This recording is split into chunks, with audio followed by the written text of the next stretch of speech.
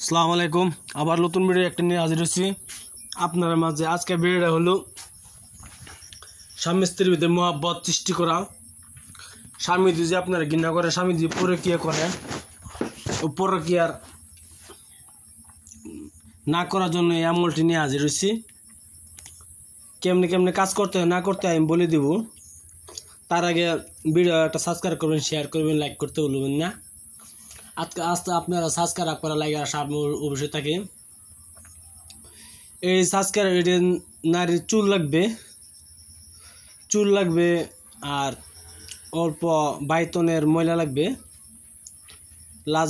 লাজের কথা কি আছে আমি বলে দেবো কেমনে কাজ করতে হয়। চুল আর বাইতনের অল্প ময়লা লাগবো, তার মানে দুধের তলের একটু ময়লা লাগবো আর চুল লাগবো। এই নস্কাটির দ্বারা ইনশাল্লাহ কাজ করবেন। স্বামী যদি আপনার বশীভূত না হয়েছে তা আমাকে বলবেন। আমার নম্বর হলো 9101560711। এটা আমার নাম্বার ছিল। আপনি হোয়াটসঅ্যাপে যোগাযোগ করতে পারেন, ইনশাল্লাহ যোগাযোগ করব। ভিডিও দেখার আগে অবশ্যই একটা সাবস্ক্রাইব করবেন, শেয়ার করবেন, লাইক করতে ভুলবেন না। ভিডিও আমি মূল ধরনে চলে যাই।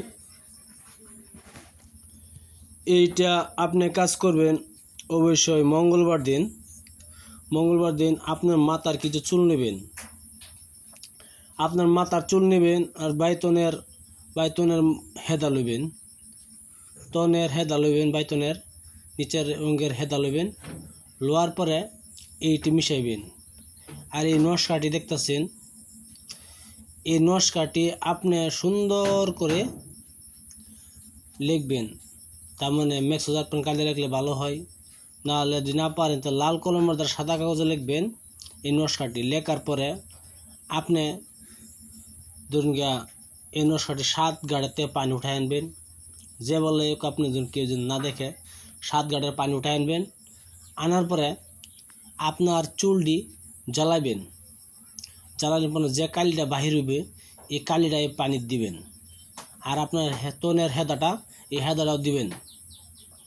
আর এই তাবিজটা দৌত করে স্বামীকে খাওয়াই দিবেন। ইনশাল্লাহ দেখবেন আপনার স্বামী আপনার বশীভূত হয়ে থাকবে। আপনি পরকীয়াতে কাজ বেঁচে যাবে। আপনার স্বামী আপনার কথা শোনে না, অন্য যায়, অন্য ভালোবাসে, আপনাকে ভালোবাসে না। যদি রূপ হয় তারপর নস্কাটি ব্যবহার করবেন এটা। আর দেখতেছেন আপনার স্বামী আপনার কথা শোনে, উঠতে মারে বসে, কথাই শোনে না, তার মার কথা শুনে আপনার কথা শোনে না, তাহলে এই কাজটি করবেন। অবশ্যই গলতভাবে ইস্তেমাল করবেন না। গলতভাবে ইস্তেমাল করলে সেই পাপের বোঝা আপনার টানবেন। সবাইকে যদি দেওয়া আছে অবশ্যই তাবিজটি লেখার আগে প্রাক পবিত্র হিসেবে বসে নস্কাটি লিখতে হবে। মঙ্গলবার